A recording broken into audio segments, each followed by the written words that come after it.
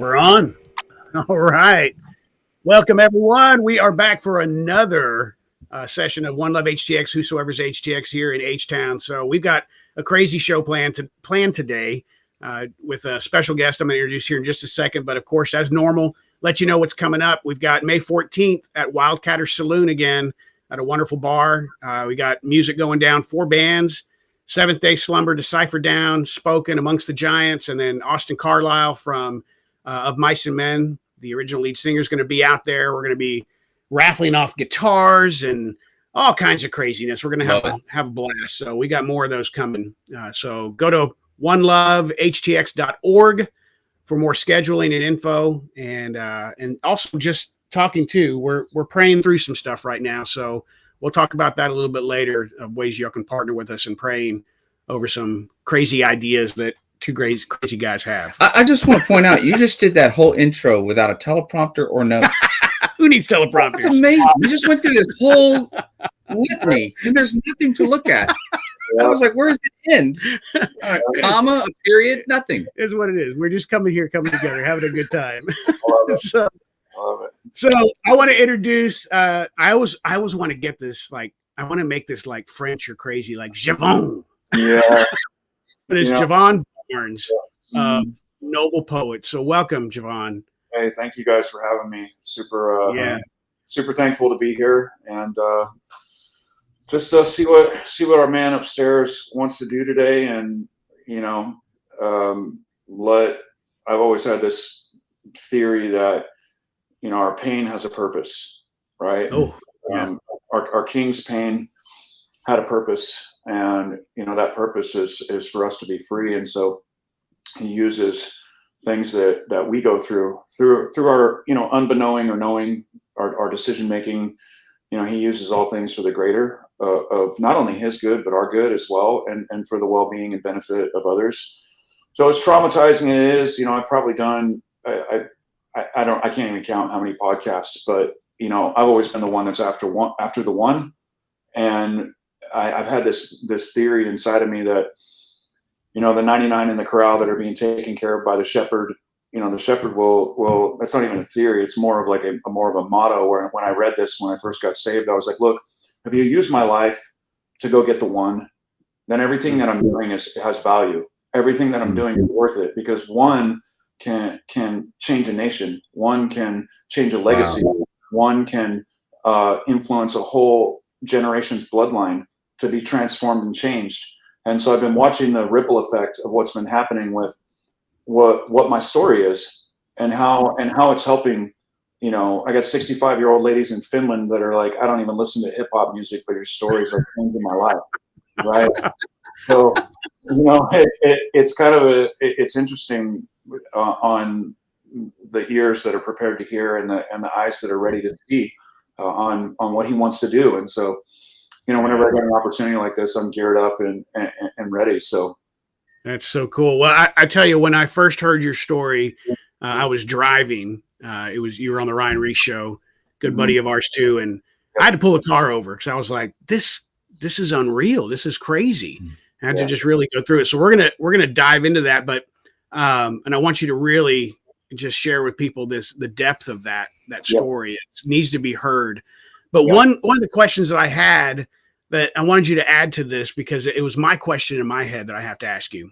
You talked about your mom. I'll let you talk about that and how her prayer for 20 years for your father and stuff. But what was your upbringing like in the church or anything? While your mom's doing all that, where were you before all the chaos that you're about to get into? Yeah. What did that look like? Did you have something, or did you just nothing there? Well, I did. And some people have a biblical belief on this or not. There's doctrinal difference, but I was speaking in tongues at like 3, and wow. I almost got kicked out of school when I was in kindergarten because the parents were filing complaints to the principal because I was laying hands on kids at school, and they were getting. That's amazing. Yeah. This is the first podcast that I've actually talked about that, and you actually just brought this to life. But I'll tell you a quick story.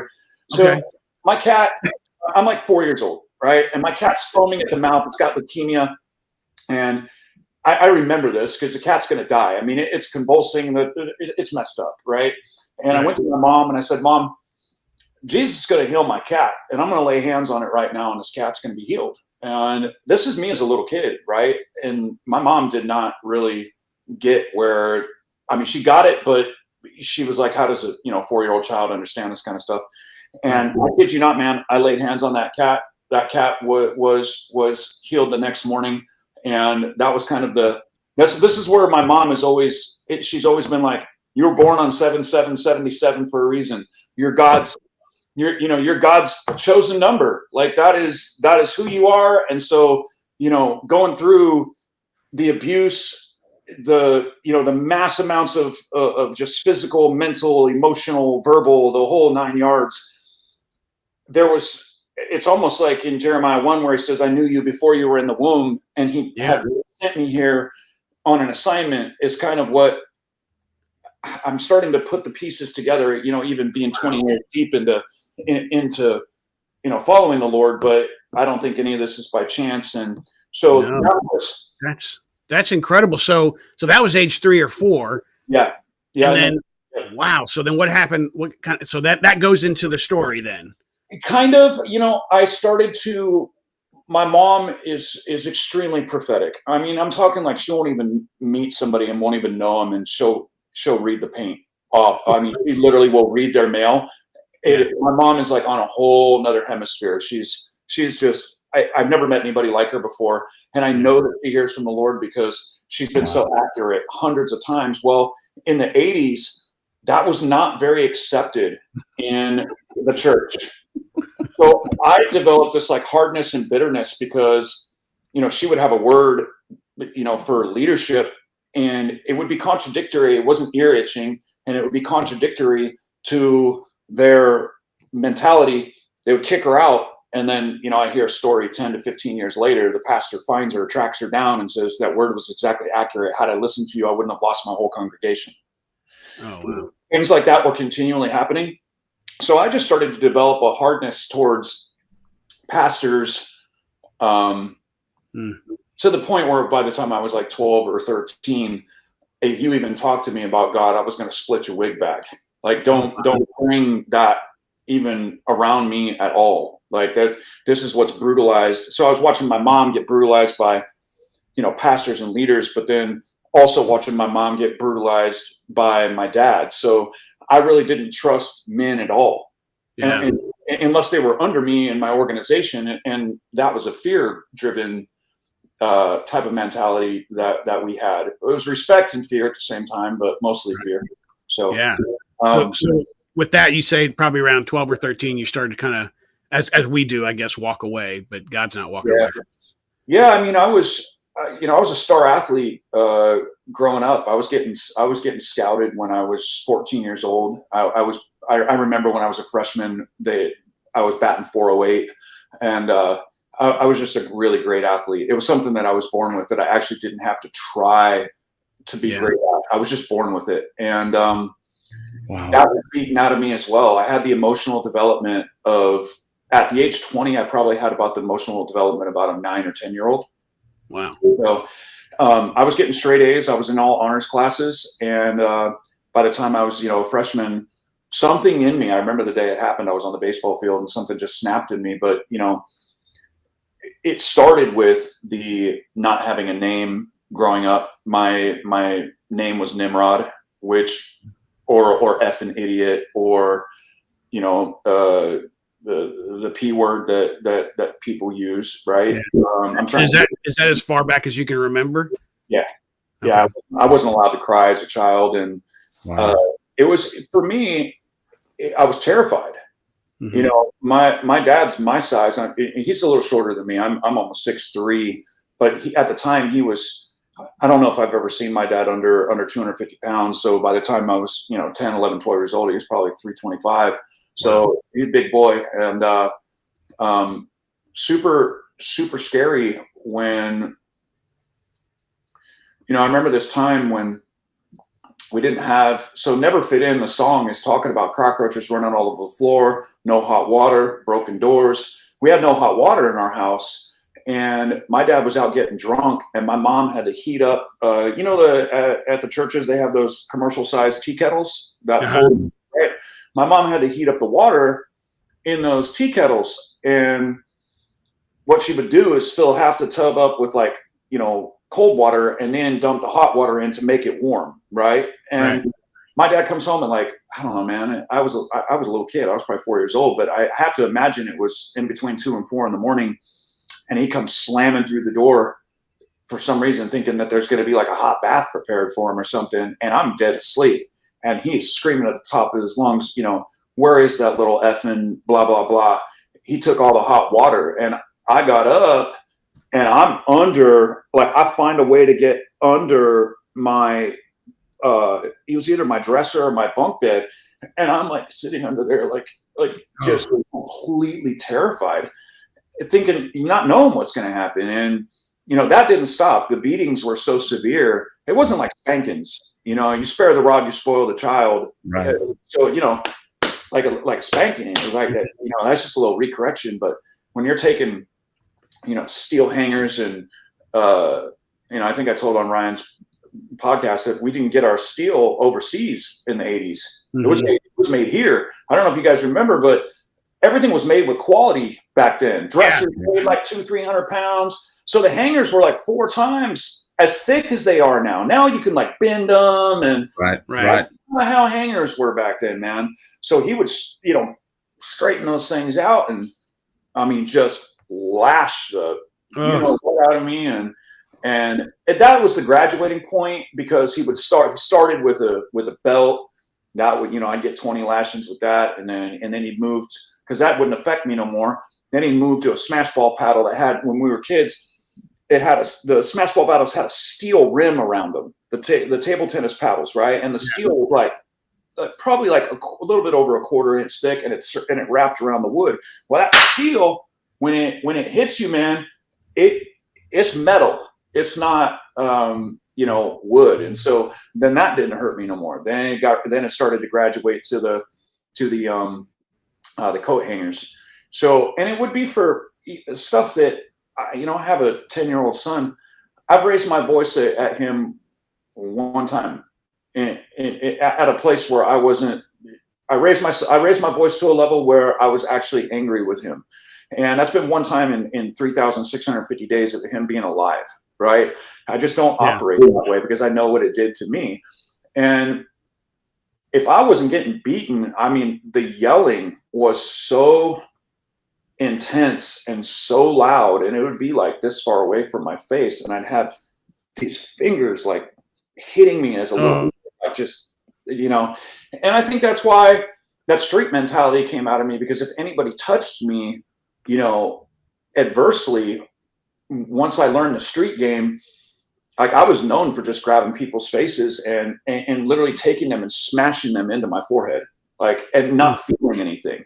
I was very violent in regards to how I handled situations.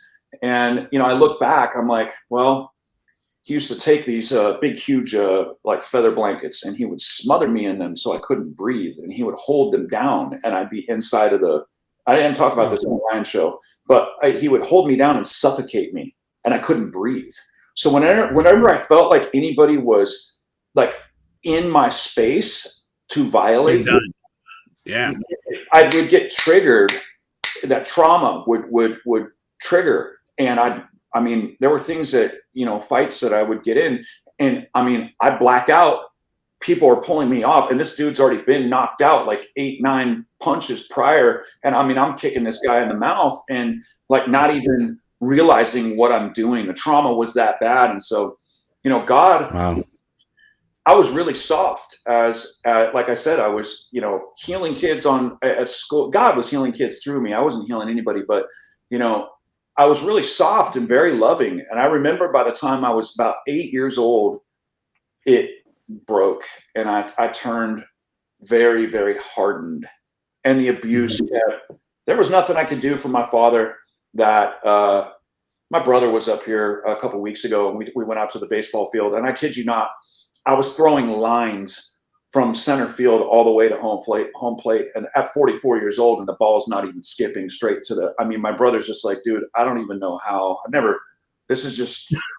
He couldn't believe. He's just like, man, I don't get you, bro. Like I just had this amazing gift, and I can't blame that. I mean, I can kind of, if I want to, blame it on my dad, but I made my choices. I hit the streets, and once I found a way to medicate that what I thought was filling that vile pit of trauma, pain, unforgiveness, was just like a relentless mechanism. And I remember the first time I took a 40 to my mouth, it felt like a golden elixir was going through my whole body, and I didn't feel any more pain, right?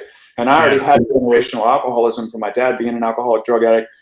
My grandma, his mom, drank herself to death at 56. So there was lineal stuff that was already, passed on, right?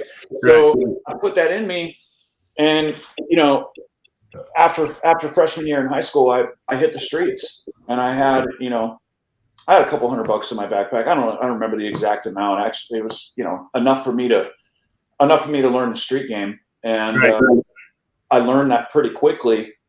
The problem though with Fresno, actually it's a problem everywhere, is you got haters, and I was really good with people. I always have been, and I didn't never short people when I sold drugs. Everybody always got the amount that they paid for, and blah blah blah. And so a lot of people in Fresno don't do that. So I constantly keep rising up, and every time I rise up, I'm sleeping on the ground in a bathroom, or over these electrical power plant, the brick walls that are around those. I jump those and sleep on the other side of that, anywhere where I felt like I was safe. But then people in Fresno, they would find out where I was at.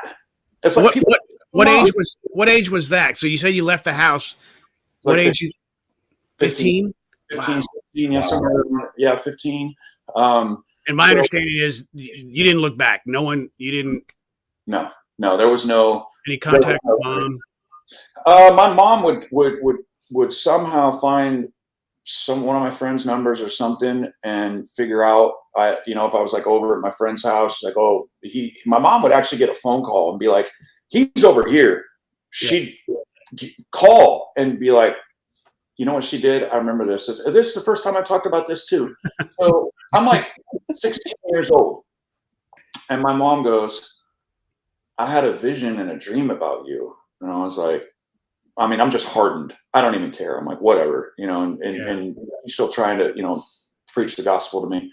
And she goes, I had this vision that you were in this massive stadium, and you were preaching the gospel, and you were doing music. What? I was like, that's a bunch of garbage. I was like, I don't even do music. I don't write music. I don't play an instrument. I don't even know. I'm a baseball player, and now I'm a drug addict. I'm a drug dealer. You know what I mean? That's really was my hardened response to her. And so she had that when I was a teenager, but that is what had kept my mom praying for me from, the age of 15 until 26. I went hard on the paint for, 11 years straight. And, I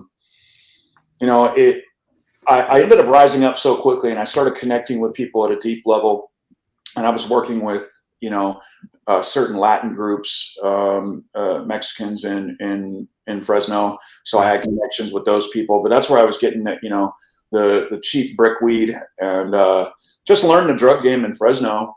And by the time I think I'm 17, I have my own apartment.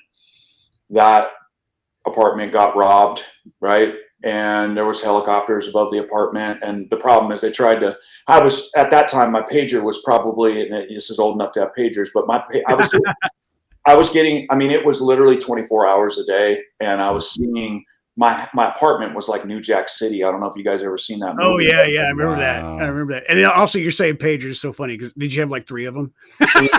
Yeah. So, in the 90s, I was kind of the thing. I actually wish we still had them, because it'd be a lot easier just to call people back when they page instead of, right. Or do the little, the hello or whatever those. Yeah. this is what I would get on my pagers. I would get 911. Well, what's the 911? It's not an emergency that you need drugs. I'll get to you when I want to. You know what I mean? Like it's like 3:30 in the morning. I'm not going out. I'm not coming out to meet you to drop a dime. Like I'm not. You're not 911ing me for a 10 cent. It's not how that's working. So, I was moving the bricks. I'd buy a pound at a time and then flip it, go to 2 pounds. Well, every time I'd start to make a bunch of money, I'd get robbed either when I was sleeping on the ground or when I moved into my apartment. Well, my roommate at the time, he got tied up. I wasn't there, and I got robbed. They got nearly everything, and then the cops, they raided my house. But because of the fact that there was nothing there, what are you going to charge? Once again, what are you going to charge me with? Like, I remember having some stems and some seeds, and because I would pull the stems out of the bricks before I would sell it, because I didn't want people, complaining about having stems and seeds, so I just remove it. And I was like, "You're going to charge me with stems and seeds?" And they're like, "Well, technically, we can't." And this is legit business. and so they left, and that's when I knew. I was like, you know what?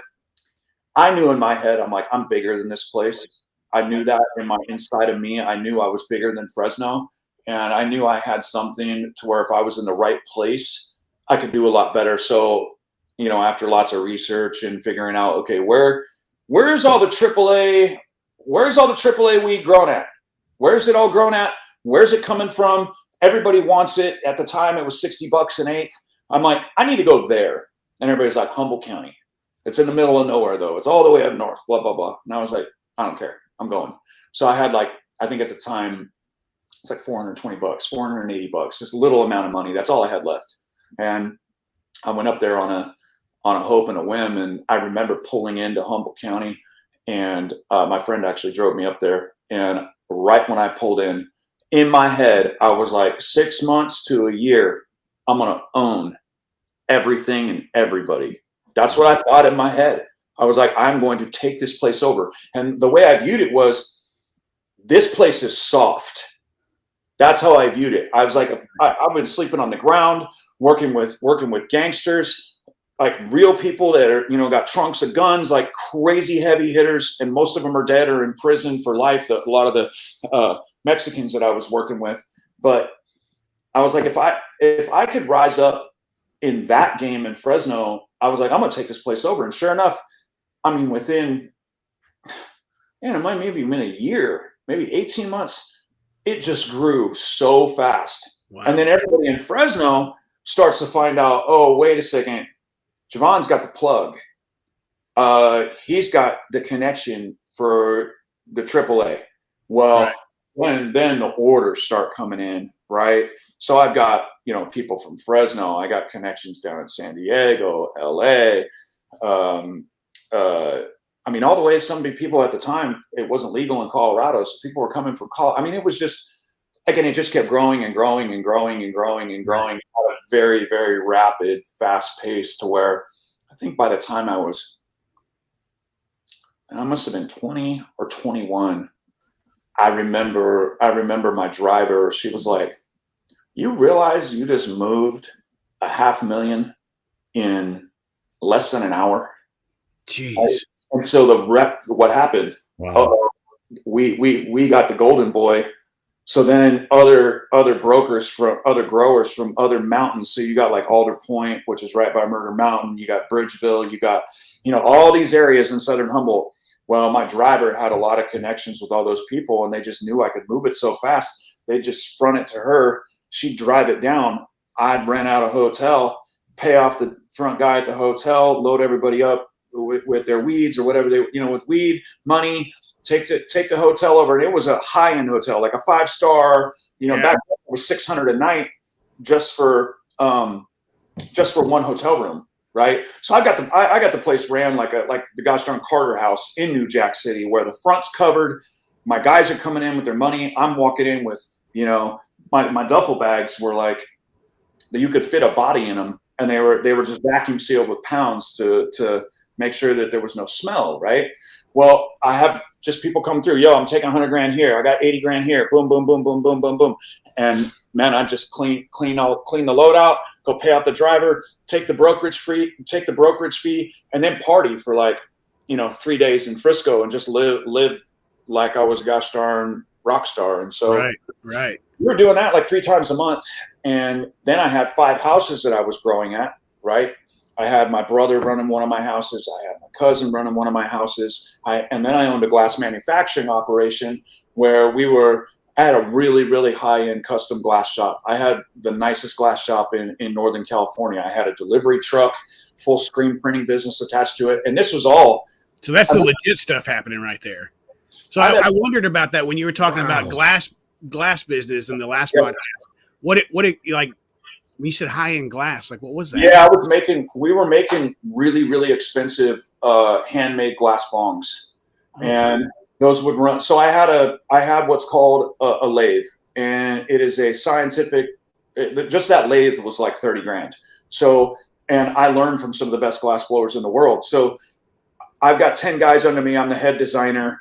I'm the one running the lathe. I train other people to run the lathe. And then I'm bringing in some of the most famous glass blowers in the world to come to my glass shop. And then eventually I ended up moving them to Humboldt County. I set them up with a grow house. And then some of these guys were, you're talking, some of their pieces were, thousands of dollars. So wow, it's really strange when I talk about this stuff because I'm like 44 now and I'm thinking about where I was when I was 22. What 22-year-old kid can have this type of leadership capability? Right. What kind of 22-year-old kid would have this much influence, right? And so what I've processed over time was I had God's favor on me way before I understood what favor was. I was just using it for the wrong kingdom, right? I was just about to say that. Sorry, I knew that's what I was just going to say. Is like what I'm hearing is leadership. Yeah, I'm hearing entrepreneurial thinking, business savvy. I mean, it is really amazing the skill set you were blessed with. Mm-hmm. And at this point in the story, it's hard to imagine that it could have taken the turn that it did. I mean, it's just it's incredible. And so, and you had a daughter. Was your daughter involved at this time yet? Was she?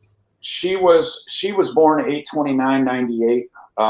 She's getting her PhD now, but I had her when I just turned 21. So yeah, she was in the thick of. I mean, she was born in the midst of like right at the height of when the organization was happening. And when I tell people, it's crazy because I've kind of got some. I don't want to say backlash, but some people are like, well, this kid was making, $1 million, $2 million, $3 million a month.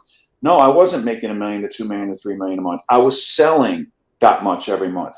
I was getting a broker fee on that, right? So usually I'd make about $8,000 an hour. Like, and I'd do that for 3-4 hours, make what I was going to make, and then go do it again. And so there's not the profitability was the growers. They were the ones that making all the money. I was making 100, 200, 300, 400 a pound, but when you move 100 of them at $200 profit on each one, that's 20 grand in an hour's worth of work or whatever. So I don't want to. The thing about when I do this stuff, I don't ever want to glamorize what I was doing or make it seem like. I don't ever want to over exaggerate things. I can't stand when people do that because that's not where the truth is. The truth is I had a ton of money coming in that never stopped. And then I started, a lot of the people from Fresno, some of them were attached to the cartel. Well, that cartel, they started buying like 200 G's a month, right? Well, they were like, well, you're moving all this. We're going to bring you up, try some of our product, right? And it was, it's just AAA Peruvian flake cocaine. And I didn't sell coke, and I also did not realize the level of pain that I was in. Once I got my hands on mixing pills, cocaine, acid, dimethyltryptamine, I would mix all those things at the same time. And the cocaine was really like what kind of set everything, kind of the beginning of the spiral. But I think it's important before we go to the spiral. Like, I think people need to understand that actually the level of what I was involved in. I had connections with MDMA chemists. I had connections with people who are attached to the real Merry Pranksters, the real Grateful Dead family. And they pulled a drum, like a big, huge drum filled with liquid fluff out of the ground. I actually got a call from an old grower that I knew, and he hit me up on Facebook. He's like, that's crazy. That's crazy, because I knew about that drum that got brought out of the ground. And I remember when fluff re-hit, the streets again. And it was literally buried from, the early 80s. And I had thousands of hits LSD in my freezer. I had a chunk of that orange dimetrotryptamine in my freezer, and then an 8-ounce brick, a personal blow. And then I was getting medical grade nitrous tanks from a crooked dentist, right? So and then I've got, at least 100 grand worth of weed in a duffel bag sitting in my closet. So I was like, okay, wake up, suck down a fat nitrous hit, eat a pill, chop a line, snort a line. And a lot of the time I would just have people hang me upside down. People were passed out in my house. They would hang me upside down. So I'd suck off the nitrous tank after snorting a rail, eating a pill, and then drinking Crown. So I had a bottle of Crown right next to my bed. So I was more of what they called like a master mixologist. I was like, okay, I want to mix the Xans with the Valium, with the Coke, with the L, with the dimetrotryptamine, with the weed, with the nitrous, right? And I had no limits, which was even crazier, because people would eat 1 or 2 drops of that fluff and they'd be on a whole nother realm, a whole nother hemisphere. And I'm squirting down with 50 to 100 hits constantly. It wasn't just like, one time I ate 50 hits. I'd take a vial and I'd squirt it all over me and then rub it on my face like a Comanche warrior. I was just on another. This is crazy, because I've talked to my wife often, and it's funny. I was talking to Ryan about this one of the first times I met him, and I told Ryan, I said, I stayed away from the hard stuff because I saw it ruin my family in different places. And he goes, what did you do? And I said, well, I just did a lot of acid. He was like, bro, that's hard stuff. And I was like, I guess I didn't think about it that way. But hearing your story, going through that too, my wife, I have to ask her often. I'm like, are you sure I'm not messed up? Because I run into some people sometimes that did as much as I did or more than I did, and they're just not normal anymore. And thank God you sound normal, you look normal. Is wow, God's hand. I can't believe you're alive. Right. I'm kind of blown away right now. Yeah, bro. So we'll fast forward for a second. So I get after we'll go into the hard stuff, but so this is post everything and me changing my life. I'm running on a treadmill one day, and at the time I'm running probably 40 to 60 miles a week, right? And I kid you not, I heard the Lord loud as day. He goes, do you find it interesting that you still have all your teeth in your mouth? Do you find it interesting that you didn't have one cavity? Do you find it interesting that you don't look the same age as a lot of the people that you were partying with? Do you find it? And he started going down the whole list with me, and I'm just weeping while I'm running. He goes, I have put a hedge of protection around your life so no weapon formed against you will prosper. That's what he told me. He protected me from all of it. I mean, I should look like I'm 80 years old. You should see some of the guys that I was partying with. They look like I've had people walk up to me and ask me if I'm in my early 30s. I literally had that happen several times over the last 6 months. And, it's just crazy what God can do. But in the midst of my medication, what really triggered it off, I actually had a dream, but it wasn't a dream. It was a flashback to a molestation that happened. Mm-hmm. And when that happened, I woke up and I was in complete trauma. I didn't know what was going on. It didn't feel like I was even on the earth. I was not in a good place. Like, I don't want to say suicidal, but I just didn't want to be here anymore, essentially. Yeah. And so I was like, well, how can we take it to the next level?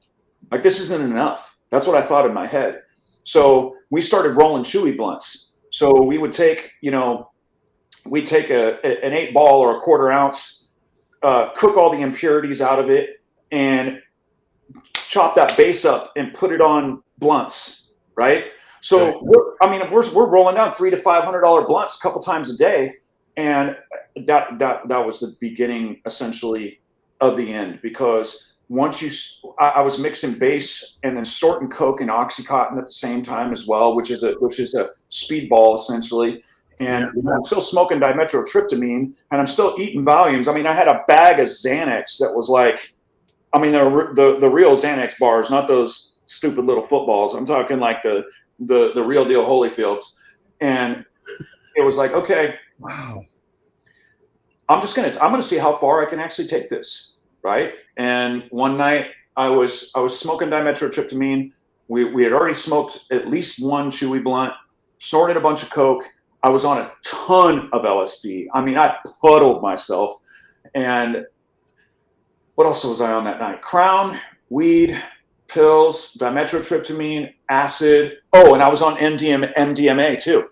I had done a we get the raw MDMA and roll my finger in it like those dip candies from when you were a kid, and I just stick my whole thumb in my mouth, and that was probably at least, I don't know, 15, 20 hits of ecstasy, right? Wow. And I'm on my back deck, and I'm chuffing big old fat dimethyltryptamine hit, and I'm sitting, and all of a sudden I could feel my heart like not beating. I was like, I'm gonna die, and I'm leaning up against the side of my deck, and I'm like creeping up around the side, and all of a sudden I see a herd of demons come out of, because I had a private estate, private property out of the redwoods, and I saw like a herd of demons coming out of the woods, and they were swarming their way towards me.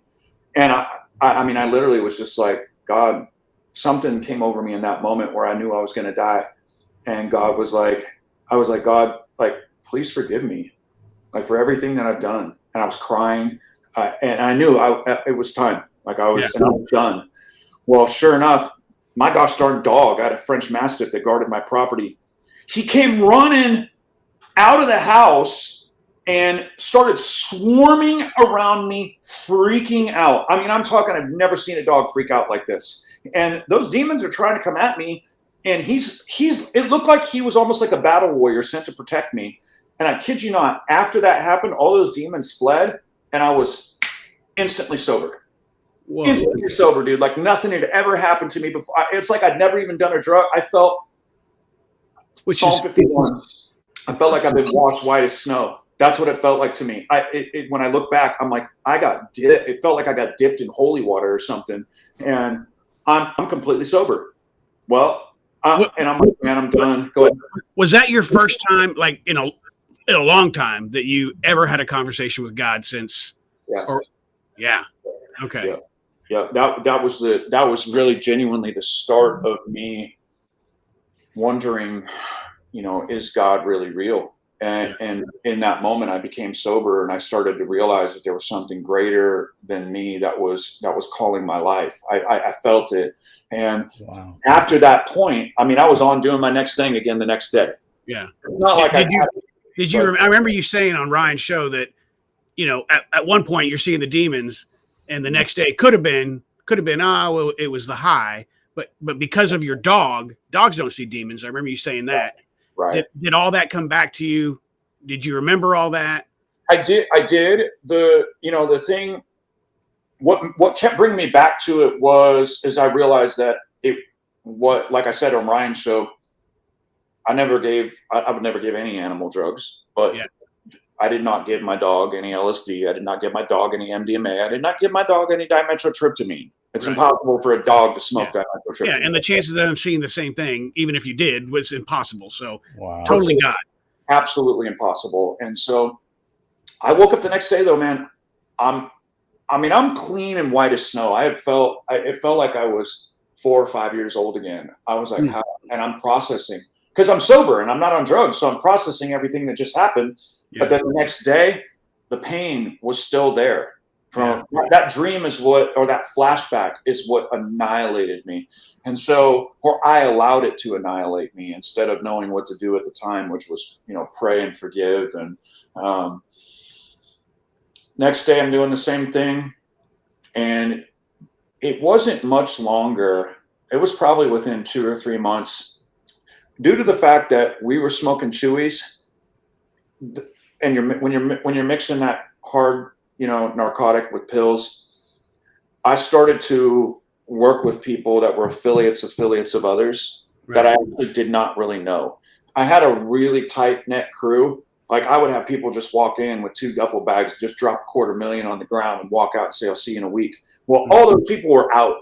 I'd already cleaned everybody out, and it was the dry season in Humboldt County. It gets real dry. There's not a lot of product in August and September because the outdoor harvest comes in October. So I'm like, I got a feeding frenzy on my hands, right? I mean, the phone's not stopping ringing, and the prices are going up because it's dry. Well, they're like, "Man, we'll pay $200-300 more a pound," and my dollar sign's just going off in my head. Like, oh my gosh, I can make, this dude buys 20 at $300 more a pound. That's $6,000 on top of the original profit that I was already making, right? So I'm in my head, I'm like, it's time to make money. So I was like making phone calls. That person made a phone call. That person made a phone call, and then it ended up with this one guy who made another phone call to a gentleman, and he was like, "Yeah, I got an endless supply of purple Urkel," and that was a sought after high-end purple weed at the time. Right.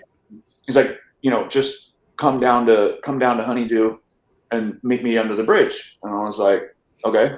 So I never really done a deal with this dude before, but he seemed like he was fine. And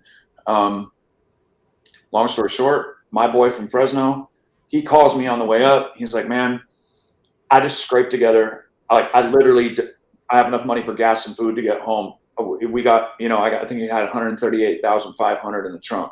And he was like, I'm tapped. He's like, "But if we make this one work, it's going to be an endless summer." And I was like, "Okay." So he shows up in his rent-a-car. I'm standing there with the guy who's supposed to have the load, right?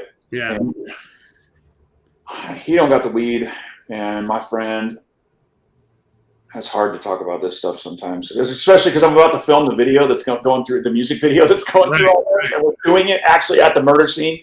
So forgive me if I seem like my brain gets foggy. It's just so traumatic talking about this. But my friend pulls up, and he trusted me, and I trusted him. We'd never done each other dirty, and we never would because we were both making so much money. Right. Well, the guy gets in the situation, and he acts like he's taking a cell phone call. And he goes, "Oh, we got to go inland 5 miles." And I go, "Dude, we got to go inland? What are you? It's supposed to be here. Like, this is the plan." And I just had my, you know what I mean? My friend just drove all the way up from Fresno. Yeah. Blah, blah, blah. Sketch. Yeah, it's getting, and I already knew it was getting, I felt it. And he's like, "Yeah, we got to go inland." And so he's like, "Hey, but I need to see money first because I'm not going inland without seeing the money." And I looked at him and I go, "Bro," I go, "Dude, do you know who the F I am? Everybody knows who I am." And I come correct, all counted, hundreds, on spot. I mean, I just started laying into him with just my pride and my ego, just like thrashing this guy. And I was like, I told my friend, I said, "Man, pop the trunk, show him the money." Pop the trunk, boom, exactly the way I said it was. He's like, "All right, let's go inland." So I get into the passenger seat. My friend is in the driver's seat. And the guy who's supposed to bring us in to get the load, I can't say names because it's just going to be. And so I don't want to know names. Yeah, you know my name. That's enough. So the guy who's supposed to take us to get to the load, right when my friend went like this, and I heard the car getting ready to start. Boom, boom! Shoots my friend. The guy's in the back seat. Shoots my friend twice in the back of the head, right? And I mean, immediately PTSD, like immediate shock. Like I understand now what Vietnam veterans and war veterans go through because it was so close to my head. My ears are immediately ringing, and I'm like, and the door's locked, and I can't get out of the gosh darn car. And when the door's locked, when I'm trying to get out of the car, I'm like, so imagine the guy behind me. I'm like this, right? And I can see him out of the corner of my eye as he's trying to unjam the gun, right? He's trying to finish me off, right? He double homicide. Right. I get out of the car and I just start running. And thank God for the athleticism. Huh? Thank God for the athleticism at this point. Exactly. But I could book. And so this is interesting. I didn't talk about this on Ryan's show either. This is really weird. I'll tell you this. So I live 45 minutes up north, right? Mm-hmm. I felt something in me, and I know what it was now. It wasn't even a feeling. I actually heard this overwhelming sense of, it was like I started to hear, after I got sober, I started to hear a voice that wasn't mine, and that's when I thought that I was going crazy. Mm-hmm. But I literally heard it and felt it at the same time. Put on your cargo pants and put on a hoodie. And I was like, man, it's going to be 95 degrees down in southern Humboldt County, because up in northern Humboldt, it was only like 72, 75 degrees. Down southern Humboldt, it gets warm because it's in the hills. That's how the weeds growing. Yeah. And I just did it. Well, that was the Holy Spirit talking to me, because as I'm running, right, under that 101 strip area right there is all blackberry vines. Oh. I took my hood and I pulled it over my head and I tied a hole around it where you could barely see my eyes. And then I took the bottom of my cargos and pulled them over my ankles, or pulled it over the top of my shoe and cinched it. If I wouldn't have obeyed, because I was going to wear shorts and a t-shirt, right, I would have been, I would have been cut up head to toe. So I made it. I was like navigating through. I mean, I'm talking like, it must have been miles of blackberry bushes that were sitting under the 101. Well, I navigated through those vines and I found a hole in the ground, right? And I'm sitting in the hole because I think the guy's going to come to chase me down. Well, right. I come to find out he threw my friend for dead on the ground, stole our rent-a-car with the money in the trunk, and left my friend for dead on the ground right after he'd just been shot twice in the head. Jeez. I'm in this hole. And this is when I heard, and you know what? I don't care what anybody says on this planet. They can argue with me as much as they got darn want and say, "Oh, God's not real." Da da da da da da da. I was sitting in that hole, and it was the same voice that told me to wear my sweatshirt and my cargos. Said, "I have a call, a plan, a purpose, and a destiny for your life. When are you going to start working for Him and start working for me?" And I was like, "I'm out. I'm done. You get me out of this, I'm out the game. I'm out. I will commit my life to you. I will follow you for the rest of my life." That's what I told him in that hole. And I kid you not, within 2 to 5 minutes, I creep up out of the hole and get to the edge of the 101, which is in the middle of nowhere. It's in the middle of the redwoods. People don't stop on this road. The 101 North, if anybody's been, who's watching this or whatever, anybody who's driven through the Avenue of the Giants knows there's not a frequent stop place unless you're actually in the Avenue of the Giants doing the tourist stuff, which I was not near. Yeah. I creep up to the edge, and I'm on my knees praying, and an old Suburban pulls up, opens the door, and says, "I'm a rabbi. Where do you need to go?" What? And I go, "Like a rabbi from the Bible?" That's what I said. I was like, and I'm like, oh my God. Okay. Like, this is real. Like, God is real. That's what needed to happen to wake me up to realize that God is real. That it had to get that traumatic because of the hardness that I discussed earlier about watching my mom get brutalized by the church. Religion is nasty. Religion will actually corrupt you to such a deep level. There's no freedom in it. And so I viewed God as the same religious stuff that my mom was getting annihilated with, right? Right. That's not Yahweh. That's not Yeshua. It's not. He's not a God of religion. He's a God of love, and he loved me enough to save my life. Well, so gun jams, boom, rabbi picks me up. Takes me 45 minutes up north to the edge of the Eureka 101. And on the way, I look out the window, I'm like, oh my God. Cops. I couldn't even count them. There were so many. Coming up and down 101 north, 101 south. I mean, I'm talking, they're going like 120 miles an hour. Helicopters. I'm like, oh, I done it now. We're in trouble. You know what I mean? I was like, I'm alive, but I'm in my head, I'm like, I'm effed. I'm screwed. Get to the edge of the 101, because the 101 has to go through Eureka to get back up to my house. And rabbi goes, the 101's blocked off. You can't get through without getting your car inspected. And the rabbi goes, I can't justifiably. You have to make a statement. You have to. I was like, all right. So street game in my head, right? Street game in my head is drugs never showed up, money's gone. Back to where I was, what happened in my apartment in Fresno? What are they going to arrest me for? There's nothing to arrest me for. What, a drug deal gone bad? What are you going to arrest me for that? Like, so I told him what happened. I said, our car got jacked. My friend got shot in the head. I almost got murdered. Here I am. That's essentially what I told them.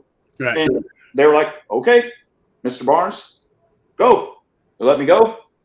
Went back up to Northern Humboldt. That guy drove me all the way to the front door of my property. Not to the edge of my gate, because I had a private gate.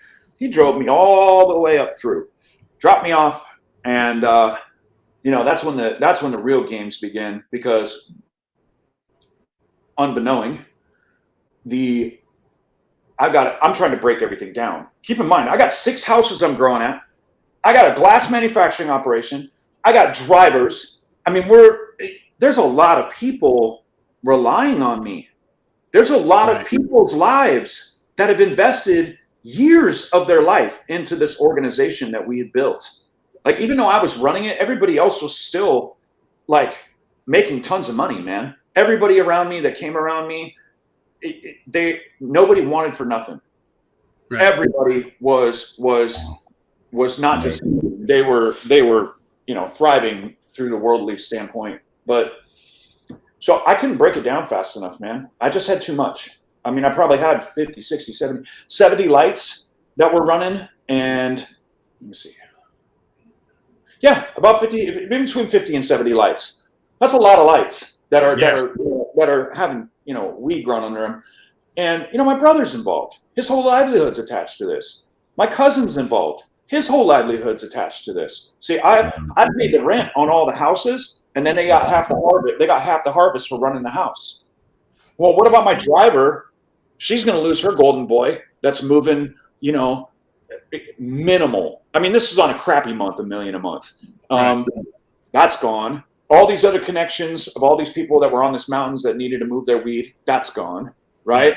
So it's just a huge mess. I couldn't break it down in 2 weeks. Just wasn't enough time. And in my head, I was like, I'm going to get out, but I got to get out at my pace, not God's pace. Even though I just told him I'm out. Right. I was like, well, I'm going to harvest my weed that's on my property. I'm going to harvest my stuff at all the houses. I'm going to go sell it all, and then I'll be done. Right. No, that's not doesn't work that way. You don't get to make a commitment with your life and then tell God you're going to do it the way you want to do it. That's not even. I mean, now that's just spiritual stupidity. Yeah. But at the time, I thought that's what I could do. So I got girls in my house trimming down on the weed, right? And I'm trying to get these plants trimmed up. I got them hanging upstairs in my loft and drying everything. And I got one of the girls in the living room, and she goes, Jevon, there's 2 men down right now at the gate, and they got badges on their belts. I was like, oh my God, clean it up, get everything put away. And I'm screaming. And I just standing out at the edge of the gate. Well, then they walk through the gate. They like, because my gate was locked. They like kind of, it was like a corral, a cattle gate. So they kind of, shimmied their way through, and they walk up. I come and meet them halfway down the driveway, right? And I was like, "What are you doing? What are you doing?" And they're like, "You Jevon Barnes?" And I go, "Yeah, I'm Jevon Barnes." And they go, "Well, we're Vegas FBI." And I was like, "Vegas FBI? Like, we're investigating a murder." And I was like, "Murder? Like the murder that just almost happened to me and my friend?" And they're like, "No, the gunman who shot your friend in the head twice and tried to kill you, we just found him in a dumpster, dead, canoed with a 45 is what they told me. They said he got split open with a 45 Desert Eagle." And I don't know if you guys have ever seen a 45, but a 45 bullet will literally split the front of your head open. So they found him in a dumpster. And they believe, and this is what they said: "We believe that we know this was a drug deal gone bad, and we believe that you were the one that put out the hit." And a tear rolled down my eye. And I said, I hate guns. I've never been involved with guns. And that was the truth. Yeah. I didn't feel the need to have guns, because why isn't everybody going to kill the golden boy? Why would they do that? What, for one short come up, when you can stay working with me and make 10 times that working? You know what I mean? That was my thought. Like, I thought I was untouchable. And so I kindly, not really very kindly, but I said, you guys got a warrant. And they said, no, Mr. Barnes, we don't have a warrant. And I said, then kindly get off my property. Right. They had to leave. Yeah, I had cut them off. I had cut them off halfway down my driveway, but that was only about 20 feet away from the garage that I had lights filled with, right? I had a full grow op that hadn't been broken down in there yet. And what did they do?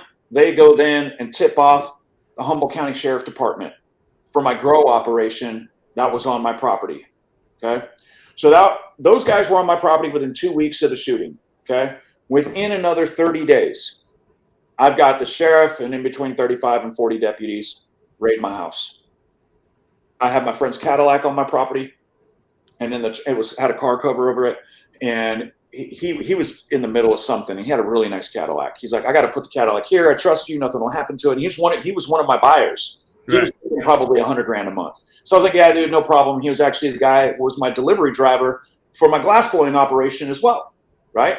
So I was like, yeah, dude, go ahead, and then I said, hey, if you're going to store that here, I read some law that says that you actually can't get charged for something if you store a bunch of stuff in your trunk and it's not your car, it's not your property. Well, that was a law from like the late 80s, right? It actually is not law. So I put 105 pounds in that Cadillac in the trunk, and then put the car cover over the top.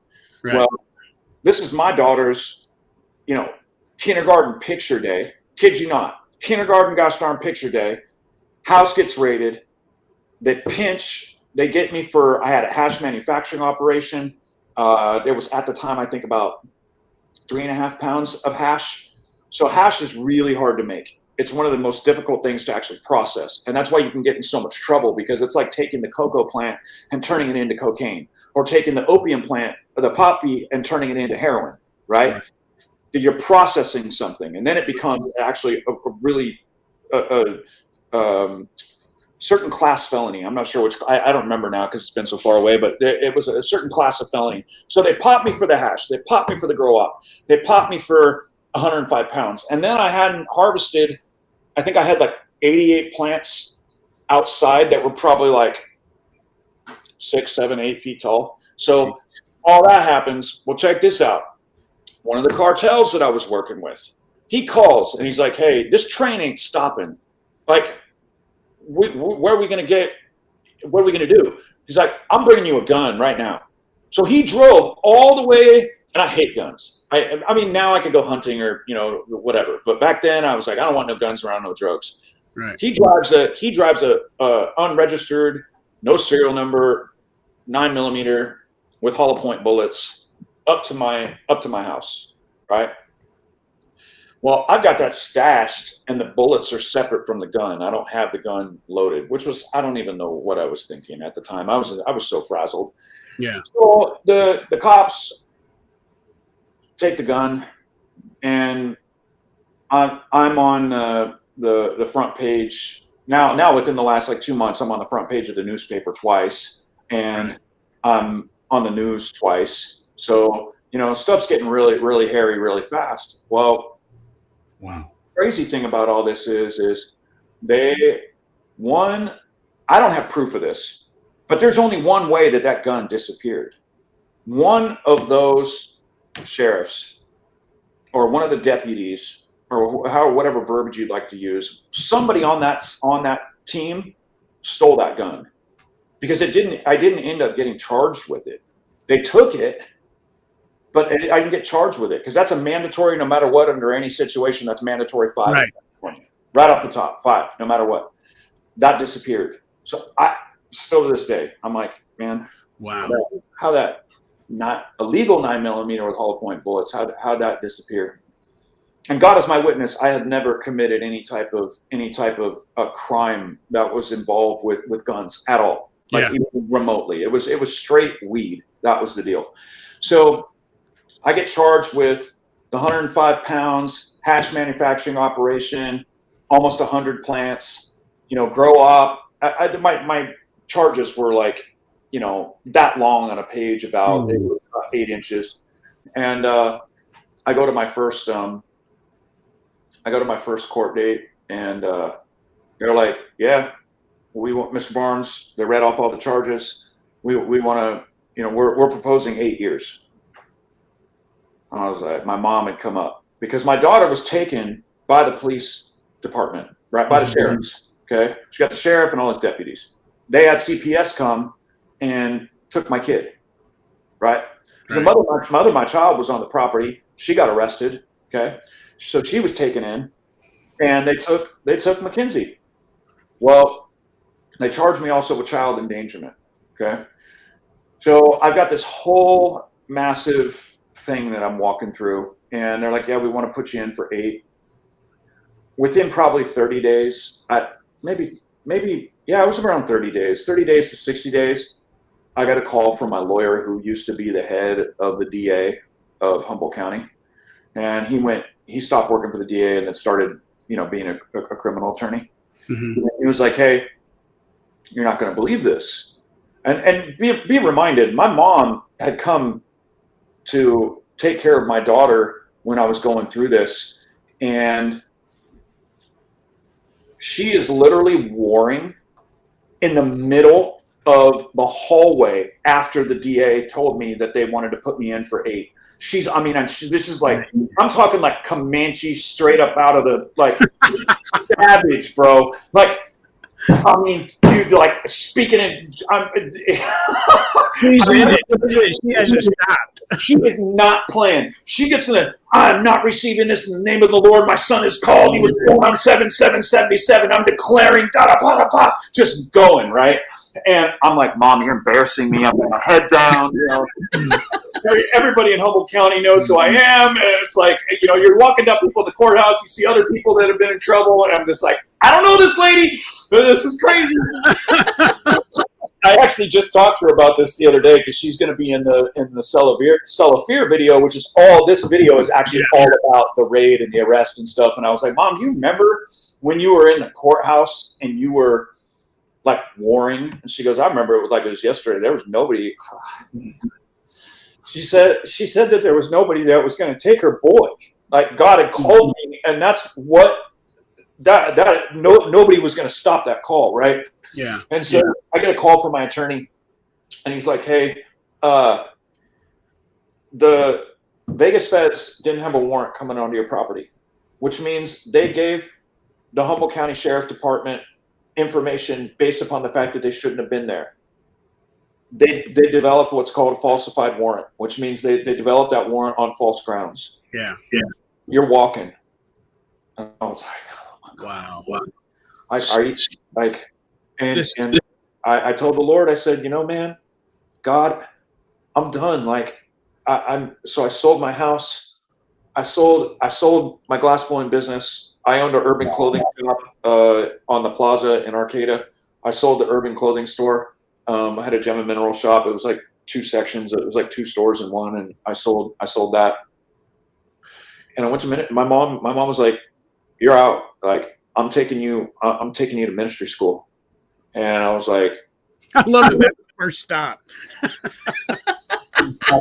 That's exactly what she did, bro. Like, I actually went to, there's a guy named Don Potter who is actually from Nashville, and he's one of the most, he was a professional, one of the top 3 highest rated flamenco guitar players in the world by the time he was like 15. And then he owned a jazz club in New York and got radically saved. And he was going to worship school here in Reading. And he was actually, what he was doing was he was working with other worship leaders to lead them into their deeper level of calling and anointing. I had no idea why I was even there. And so my mom's like, "You're going to this thing. I know who Don Potter is." So I went to it, and the Lord spoke to me and said, "You're going to ministry school." So I went to ministry school for 4 years. And in the midst of that, I got sober. And, I think it's been 18 years since I've done any drugs and 15 years since I've had a drink. And, you know, the journey's been really crazy because the first probably, well, in 2003, so the shooting was October 2003, right? Yeah. Or that's when the raid was. The shooting was August of 2003. The raid was October. So Christmas rolls around that year, 2003, and I hadn't really fully dedicated my life yet. And I got woken up in the middle of the night, and the Lord spoke to me, and he said, "Get on your knees." And I was like, what is going on? I was like screaming for my mom. She wouldn't wake up. This is, you know, the night of Christmas after everybody's already asleep and Christmas already happened. And he said, "You remember when I told you that I have a call and a destiny, a purpose on your life?" And I was like, "Yeah." He's like, "Well, you're a rapper." And I was like, "Rapper? What is that? Like, I don't write music." He's like, "A million kids are going to come through the floodgate of righteousness because of your life. And you were going to write lyrics for me." I was like, take me to the psych ward. Like, I didn't know how to process this because I'm like hearing the voice of God. And this is nothing. You were athletic. You were either athletic or a drug dealer, never a lyricist, never any of that. No, he put it in me that night. I started writing lyrics the next morning. They did not stop pouring out of me. I didn't even know what to do with it. I was like, I'm filling up these pages with these like prophetic proverbial rhymes. Like, what is going on? And it just didn't stop. It was like, you know, if you look down right here, I'm in my studio. If I look down right here, I've got just from the last, like, I don't know, year or two, there's like 30 filled comp books. So imagine like 20 years, you know, I've got containers over here that are just like vaults of lyrics that he's written through me. And I hear him when he talks to me about what he wants to write. And you know what? People could say I'm crazy, but you know, this journey, I started writing, graduated ministry school, and then went to sound engineering school, San Francisco State. They have a really cool engineering program there. And I got to learn from 5 or 6, 7 Grammy winners, all in different fields of the music industry, which was totally a gift because it was a super expensive school. It wasn't actually, it was like a part of San Francisco State. So you're talking like $12,000 a semester just to be able to go. Right. Yeah. And the whole thing got paid for. I didn't even have to pay for it. So, this is funny because Joshua says, aren't you glad that God loves crazy people? There's a it's mine and Head's story. You know, mine and Head's story is a lot alike because I was living like he was. I just had so much like fame and notoriety and fortune and, you know, all this stuff. And so I go to sound engineering school and then I moved back up to Reading, right? After I'm done with San Francisco State, and that was 2012, I moved back to Reading. My friend calls me and says, "Hey, I got somebody that you need to meet." And I was like, well, to be honest with you, man, I really I was going through a really, really, really difficult time with now my ex-wife. And there was some stuff that happened that I really don't want to like smear her. That won't help. But there were some things that happened where I actually had like, we weren't going to get through it. There's some lines that were crossed that just couldn't be crossed. We couldn't go back after those decisions were made, so to speak. And so he's like, I'm like, I don't want to meet anybody. And he's like, well, I need you to meet Head. And I was like, Head from Korn? Like, he's like, yeah, you're supposed to meet him. Met Head that day. We went boating for a day. And I was like, okay, so what now? Like, what was I asked God, I go, did you just want me just to meet Brian? Was that like what this deal was? And I was really confused. Well, he gets my phone number and calls me later that night. And he says, hey, you and your daughter want to come meet me at IHOP. And I was like, I asked Mackenzie, and I was like, Brian likes sweets. I don't know if anybody knows that. Oh yeah. I gotta keep that out of my kitchen. Exactly. Yeah. When he comes to my house, he's like, take going in my pantry and like, and he's funny because when I've been to Korn shows with him and stuff, and I'm up in his like little private thing that they build for him every time. And there's like cakes in there, and like I'm like, what? Like, we both have this both of us like freak. I don't know if you saw the premiere, the sneak peek of the video that's coming out, and he's like crushing a box of Cheez-Its. Oh, Same thing. I'm like a Cheez-It freak, and so him and I just connected that night, man. And you know, the thing about Brian is, I'm really big on a lot. I think what a lot of people do when people are famous, they in their head they're like, well, what can I like get from this person? yeah. Like, what can I do to use them to help advance my life? Right. I think because of me already being really comfortable in my skin, I've never asked Brian for anything. I've never been like, yo, dude, can you like get me a record deal and da da da da da da da. Right. It wasn't until Brian called me. Well, I don't want to go into that part yet, but I'll tell you. So Brian and I just developed a relationship, and we're just friends. And that's all I ever really want, and that's still all I ever want in this hour, is to just be genuine and be real with people, and actually, like, it is to truly care about somebody, not because of who they are, not because of what they do, not because of how much they have or whatever it is. Yeah. Like, I actually just want to know the person, and I want to get connected with the heart of that human, and out of that relationship, God can then do what He wants to do with that relationship, right? Yeah. So years go by, and him and I, he brought me out to Aftershock with Mackenzie. Janaea is actually born on my son's birthday. So she's born July 6th, 98, and Mackenzie's born 8/29/98. And at the time, Mackenzie and Janaea were kind of just going through their navigational course of being young, right? So Brian and I would just really talk about our kids, right? Yeah. And got to the point where in 2017 or 18, I'd come to several events where I'm like sitting on stage, sitting on the ground where Brian's playing guitar and just really watching, 40,000 people do what they're doing. And Brian really just like, I still don't to this day know why he's done for me what he's done for me. I know he loves me and I love him, but time went by, and then my music kept growing and growing and growing. And then finally, the Lord goes, "Hey, I want you to call Brian, and I want you guys to pollinate on a track." And I was like, I don't want to ask him for that. Like, I don't ever want him to think in the back of his head that, oh, I'm just waiting for you know what I mean? Like, right. Yeah, I get it. You know what I'm saying? Like, dude, people people can be really weird with that kind of stuff, but I felt like the Lord, He wouldn't leave me alone about it. So I was like, Brian, I've never wanted nothing from you, man, but I really felt like the Lord had shown me that we're supposed to do a track together, and there's something that's going to happen out of our relationship and my style of music and your style of music. He's like, send me the track. And I was like, all right. So I sent him the track, and I didn't hear nothing from him. So for a couple months. And so I just figured that I offended him, honestly. I thought that he was upset with me. And, I was like, Lord, I didn't hear you right. Because I'll be the first one to say, we only see and hear in part. So if I don't hear something right, I'll be the first one to say, hey, either I heard wrong or the timing's not right or whatever. Well, Brian calls and he's like, hey, I'm coming up to Reading.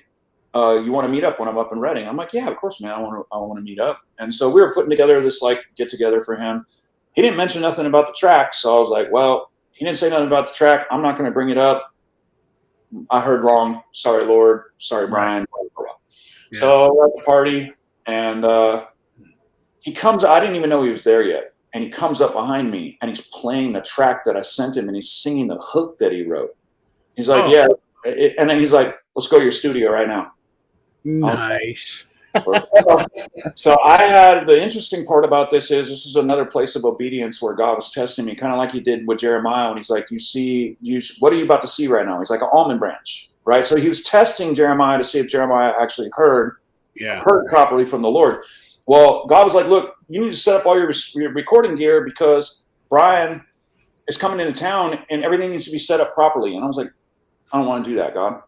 It's like, set up your gear.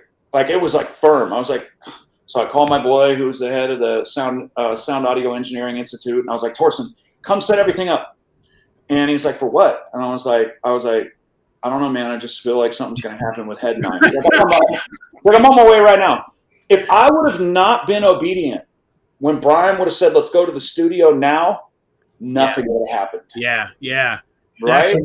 That's amazing. So So we're about to run out of time here, but I want you to, I don't want to miss this point of allowing you to talk a little bit about noble poets, but I got to tell you a funny story too, because I had one of those with Head too, where, and I'll spare the details because it's a little private, about a person that was asking for help.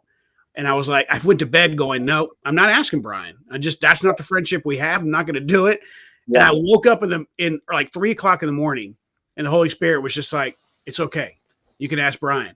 Yeah. And so I texted him. This is funny. I texted him and I was like, bro, you know, I love you. I don't do this, but this happened 3 o'clock in the morning. Here you go. And so he texts back later on. He goes, okay, I'll check. And he texts back. He goes, yeah, no, it's not going to happen. He goes, I think you heard the Holy Spirit wrong. And I was like, oh, that hurts, dude. And not 2 seconds later, he goes, oh, wait, you're in. He goes, I just got another message. Go ahead.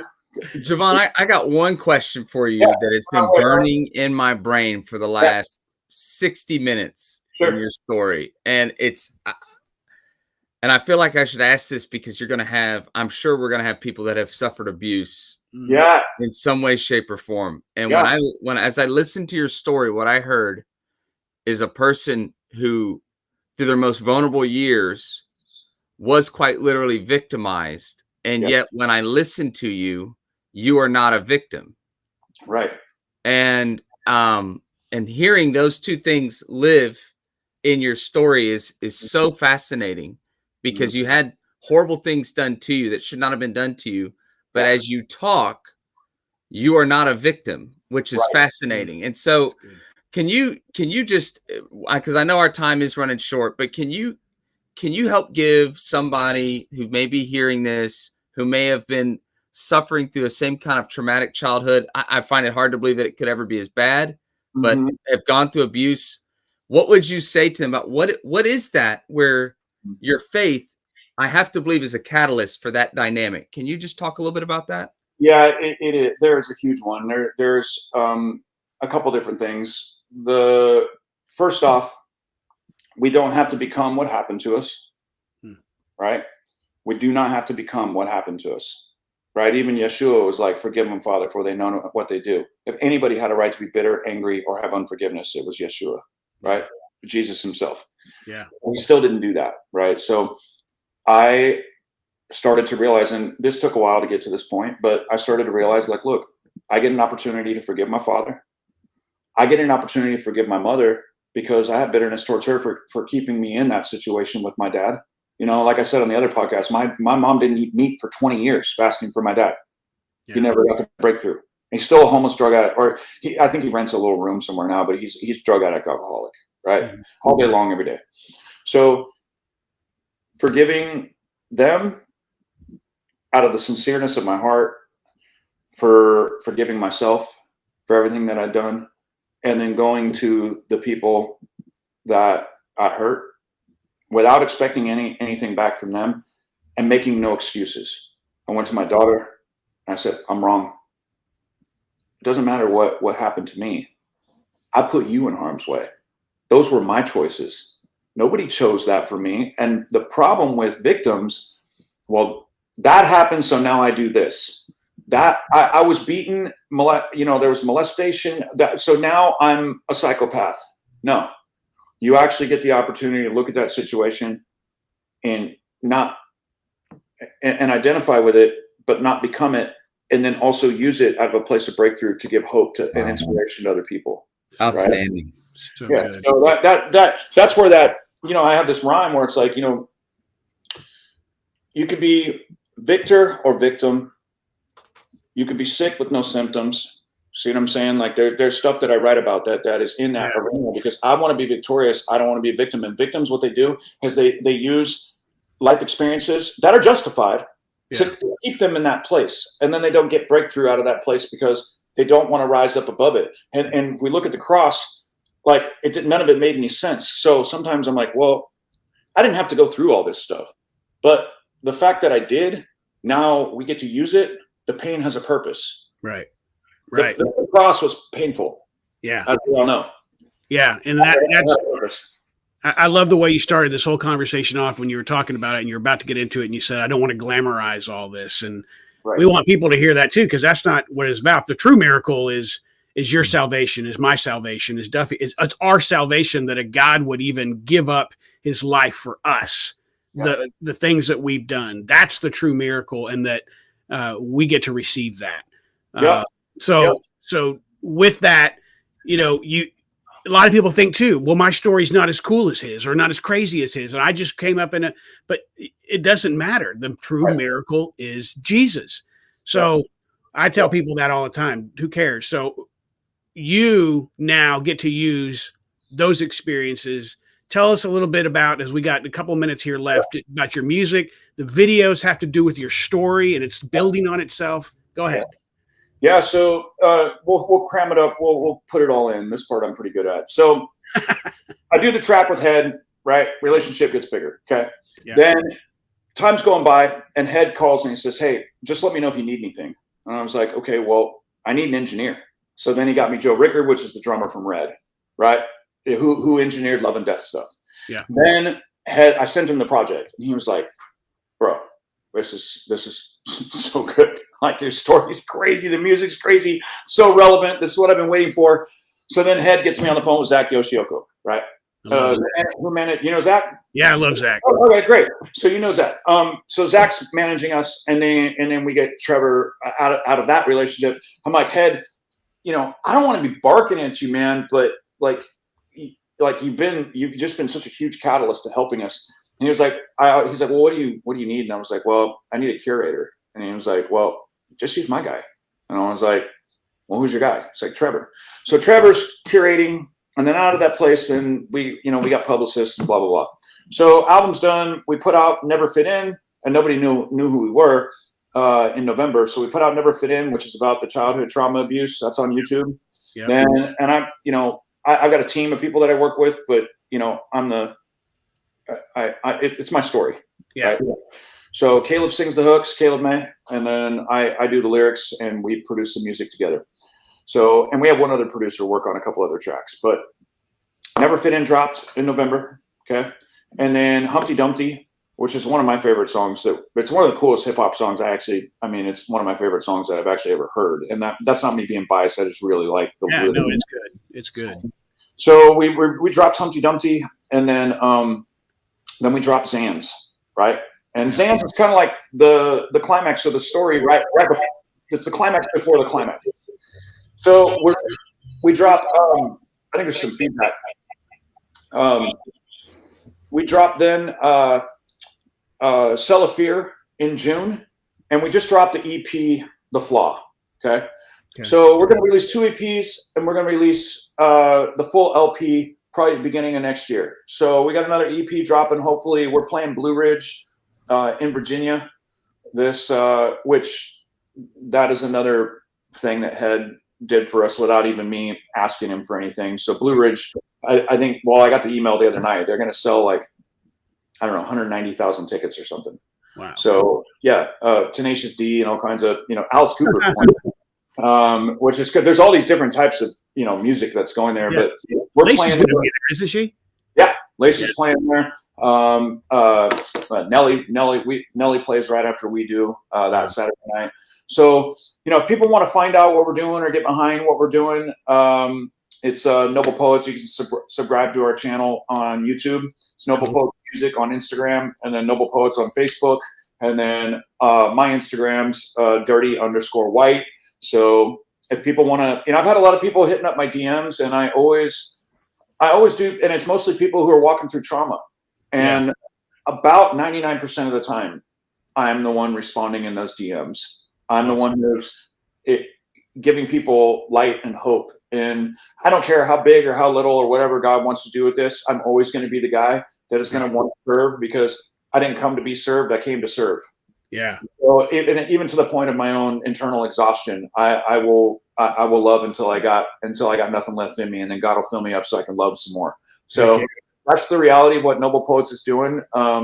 We're hitting the climax of the story of this podcast. The next video is really tapping into the shooting, the raid, my daughter being taken. It's right to the point of before my life gets changed. So there's we started with nobody knew who we were. And I think I'm just throwing out a random number, and I think it's pretty close, but I think there's like 50,000 views between YouTube, Facebook, Instagram, and then all the podcasts that I've done. So it's creating awareness to redemption from abuse, and then also redemption from ourselves. Right.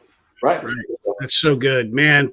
Gosh, now I see why Ryan said we can talk for hours, and we're going to talk for more hours after we get off. And you're not here, and you got to be with him there, so I'm a little jealous. So if you're ever in H-Town, we want you to come hang out with us. We'd love to see you.